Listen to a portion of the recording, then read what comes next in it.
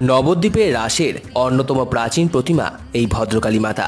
এই ভদ্রকালী প্রতিমা আদতে রামায়ণের কাহিনী অবলম্বন করে নির্মিত হয়েছে। বিরাট প্রতিমায় একাধিক মূর্তি থাকলেও পুজো হয় তিনজনে, দশভুজা ভদ্রকালী, রাম এবং হনুমানজির।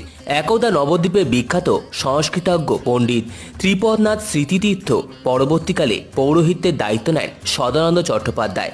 1987 সাল থেকে পুজো করছেন বাবলা চট্টোপাধ্যায়। ভদ্রকালী ঠিক কবে থেকে এই মূর্তিতে পূজিত হচ্ছেন তা নিয়ে মতপার্থক্য রয়েছে।